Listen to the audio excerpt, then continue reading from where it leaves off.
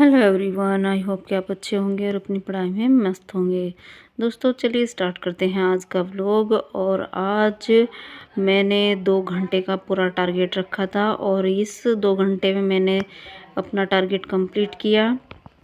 तो दोस्तों मैं बस आपसे यही कहना चाहूँगी कि आप पूरी लगन और मेहनत से अपनी तैयारी को करते रहिए, सक्सेस ज़रूर मिलेगी। ऐसा नहीं है कि सफलता नहीं मिलती, सफलता मिलती है, लेकिन वो किस तरीके से मिलती है वो एक अलग बात है। हमारा काम है प्रयास करना, वो हम कर रहे हैं और लगातार करते रहेंगे। आपको पता है कि टीजीटी पीजीटी का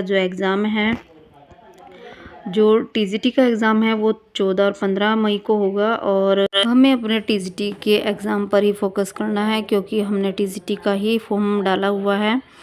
और आप भी जिसका भी आपने फॉर्म डाला है आप उसी को फोकस कीजिए। देखिए मेरा रूटीन डेली का ये है कि जितना भी टॉपिक मैं कवर करती हूँ मैं उसको रिवाइज़ करती हूँ। दरअसल मैंने जो नोट्स बनाए हुए हैं मैं उनको इकट्ठे रख लेती हूँ और सीरियल से स्टार्टिंग कर लेती हूँ।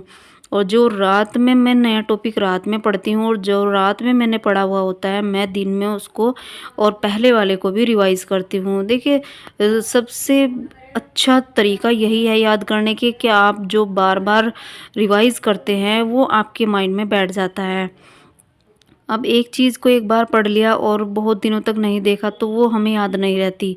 तो चीज़ों को 2-3 दिन में मुझे रिपीट करना होता है, इसलिए मुझे चीज़ें अब याद रहना स्टार्ट हो गई है। पहले मेरे साथ भी ऐसा होता था कि मुझे चीज़ें याद नहीं होती थी, लेकिन अब 15 दिनों से मेरे साथ ऐसा हो रहा है कि चीज़ें मुझे लगता है कि एग्ज़ाम टाइम आते-आते मेरी बहुत अच्छी तैयारी हो जाएगी और जितने भी टॉपिक्स हमारे सिलेबस में हैं वो एक भी टॉपिक ऐसा ना रहे जो अनछुआ रह जाए।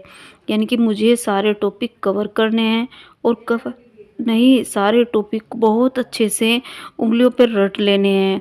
देखिए सबसे बड़ी बात ये होती है कि सबसे पहले तो आपको, अगर आपका सिलेबस ही आपको कंप्लीट लर्न है और आपको पता है कि क्या किस टॉपिक से कितने क्वेश्चन पूछे जाते हैं या किस टॉपिक से कितना सिलेबस कवर होता है, तो आप बहुत अच्छा स्कोर खड़ा कर सकते हैं, क्योंकि 1-2 क्वेश्चन तो सिलेबस से ही आ जाता है, आपने देखा भी होगा।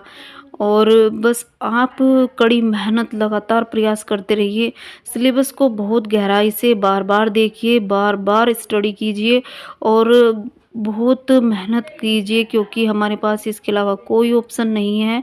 और अगर इस बार ये चांस निकल गया तो आगे की वैकेंसी कब आएगी कुछ पता नहीं, कितना लंबा टाइम निकल जाएगा फिर बाद में हमारे अकॉर्डिंग जो टाइम चल रहा है, क्योंकि अब हमें 4-5 महीने पहले से पता चल भी गया कि एग्ज़ाम होने वाला है और आगे तो पता नहीं एग्ज़ाम एट ए टाइम होगा या नहीं भी होगा या नहीं पता चल पाएगा। लेकिन अभी डिले होते-होते जो एग्ज़ाम में 2-3 महीना हमें मिला है, ये एक्स्ट्रा मिला है, तो इसका हमें भरपूर फ़ायदा उठाना है और अपनी तैयारी को या यूँ कहें कि जो हमने पहले से तैयार किया हुआ है उसको हमें बस धार देनी है।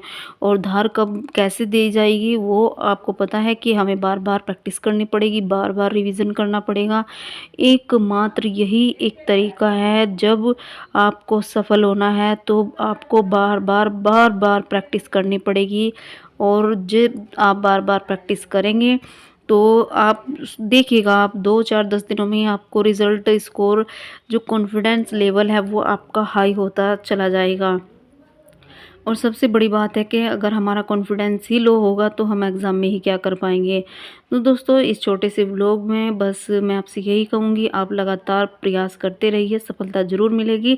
अब स्मार्ट स्टडी की ज़रूरत है, आपको लगातार प्रयास करना है, बार-बार टॉपिक को रिवाइज़ किए करना है जो आपने पहले से किए हुए हैं और नए को पढ़ना है, नए के साथ-साथ में 1 घंटा पहले को पढ़ना है। अब देखो मेरा बेटा आ गया है तो अब मैं ये व्लॉग यहीं समाप्त करूँगी। Thanks for watching.